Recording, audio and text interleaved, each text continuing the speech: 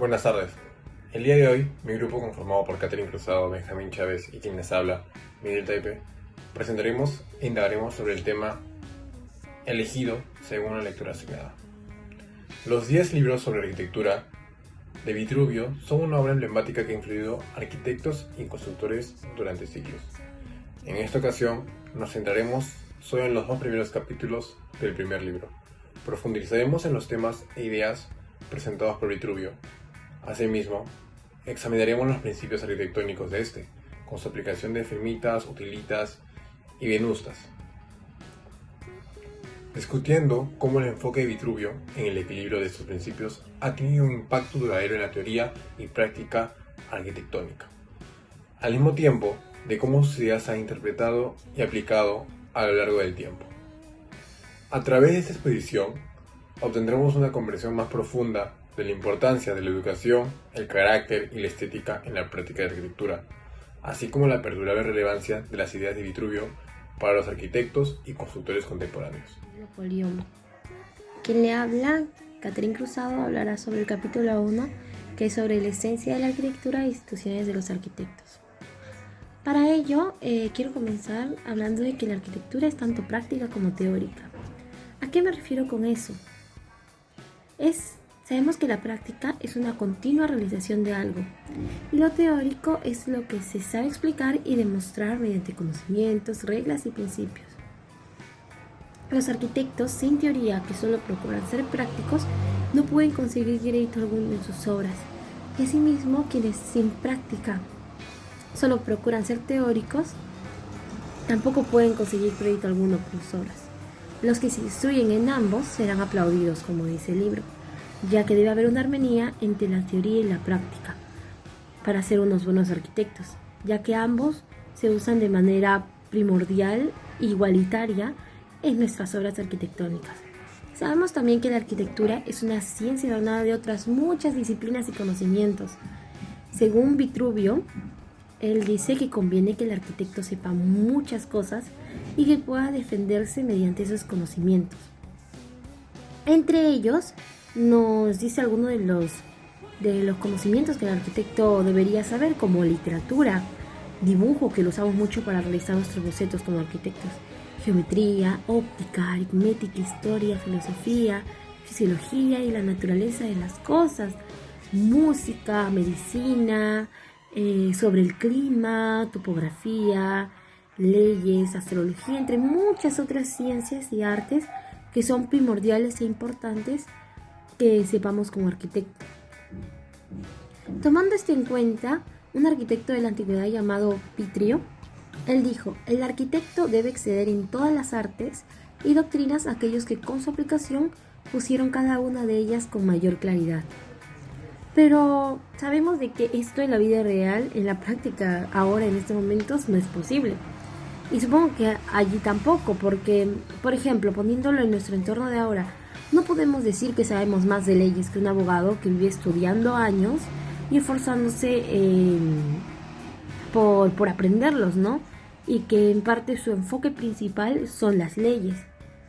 Nosotros como arquitectos aprendemos de leyes, porque son necesarias saberlos para saber sobre las construcciones y obras de nuestros diferentes proyectos arquitectónicos. Pero aún así, a pesar de saber algunas leyes y tener un conocimiento, no podemos decir que sabemos más que ellos o que tenemos un mayor conocimiento. Al igual que en distintas, por ejemplo, en medicina, no podemos decir que sabemos más de medicina que un médico, a pesar de que aprendamos de ella y tengamos un conocimiento. Por ende, el arquitecto no está tenido a ser excelente en las demás ciencias, pero tampoco debe hallarse ajeno de ninguna. Como arquitectos debemos esforzarnos por obtener todo el conocimiento posible de diferentes ciencias y artes, porque es primordial para nosotros, porque la mayoría de obras arquitectónicas se usan diferentes conocimientos que arraigamos en el transcurso de nuestras vidas. Debemos no ser ajenos a ellas, pero tampoco quizás lograremos ser excelentes en ellas. Hay que tenerlo en cuenta. A continuación, yo, Benjamín Chávez, voy a explicar un poco acerca del segundo capítulo de la lectura. Y nos habla de lo siguiente: la arquitectura es ordenada. La arquitectura es ordenada por naturaleza. Y hay 3 principios que podemos entender de esa de este fragmento de todo el libro. La arquitectura se organiza por iconografía, ortografía y escenografía. La iconografía se refiere básicamente al diseño de planos, en la metría, ¿no? Cómo miden, cómo es que va a ir en el terreno las dimensiones del proyecto. Hablemos de habitaciones, circulaciones, espacios, etc. A eso se refiere con la iconografía. La escenografía parte de la representación del proyecto en volumen. Hacer algún alzado, una vista frontal, vista lateral, con sombras, alguna vista volumétrica que nos dé a entender cómo es que queremos que resulte finalmente el proyecto. Y la ortografía, que también es parte de todos estos principios arquitectónicos, se refiere al ordenamiento del proyecto con fachadas. Cómo es que se ve el proyecto desde todos sus lados, desde el lado, digamos, del oriente, occidente, el lado norte, el lado sur, cómo es que se ordena el proyecto a través de sus fachadas. Pero esto no es todo lo que ordena la arquitectura. La arquitectura también se ordena, por ejemplo, con la simetría. Un proyecto debe ser completamente simétrico. Simetría no solamente se refiere a que los dos lados sean iguales, sino que los dos lados sean compatibles. A eso es lo que se refiere con simetría en la lectura del capítulo 2. Que así como el cuerpo humano puede estar dividido y no ser simétrico, sí parecido, pero no ser simétrico, pero es compatible. De la misma manera, nuestra arquitectura debe ser compatible, tanto en su ordenamiento interior, en su ordenamiento exterior, y así también en la simetría vamos a encontrar que la propuesta arquitectónica debe ir de acuerdo también a cómo es que está decorada. Decorada en 3 puntos específicos. ¿Okay? Se ordena la decoración en 3 puntos específicos en base a esta lectura. Uno de ellos es con respecto a la esencia del proyecto, ¿no? A la identidad del proyecto. Un proyecto, por dar un ejemplo, un proyecto de un planetario debe ir de acuerdo con respecto a su forma, con respecto a sus espacios, debe tener todo lo necesario para que se entienda la identidad del proyecto. Debe ser visible, debe ser legible. Por parte de la decoración natural, la decoración natural no es más que el ordenamiento del proyecto en base al entorno, ¿no? Los puntos de acceso, si es que el lugar es un lugar apropiado para el proyecto, ¿okay? Si es que va a permitir el lugar que el proyecto funcione. Asimismo, vamos a encontrar la decoración por costumbre, ¿no? ¿A qué se refiere decoración por costumbre? No es más que la atribución de la calidad del espacio con la calidad del volumen arquitectónico. ¿Okay?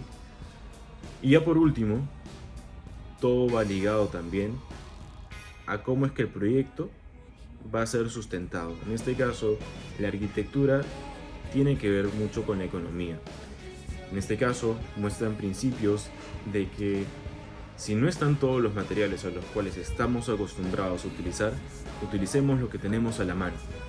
Porque la arquitectura debe ser versátil, debe ser eficiente, debe ser económica para que se pueda desarrollar. Finalmente, de esa manera concluimos todo este segundo capítulo con la idea final de que la arquitectura es ordenada, es simétrica, se decora y es económica. Muchas gracias. Podemos concluir en que los 2 primeros capítulos del libro de Vitruvio nos brindan una base para comprender la educación y los principios de la arquitectura. Él enfatiza la importancia de una educación integral que incluya no solo experiencia técnica, sino también conocimiento de matemáticas, geometría, historia, filosofía y literatura, es decir, una arquitectura completa. También resalta la necesidad de la experiencia práctica y el aprendizaje práctico para obtener una comprensión profunda de las técnicas y materiales de construcción que vamos a aplicar al construir edificios o al querer imaginarnos una idea sobre un proyecto a realizar. En general, estos dos primeros capítulos establecen que el enfoque de Vitruvio en la arquitectura no es solo como una disciplina simplemente técnica, sino también como moral e intelectual, y proporciona un mejor marco para el resto de su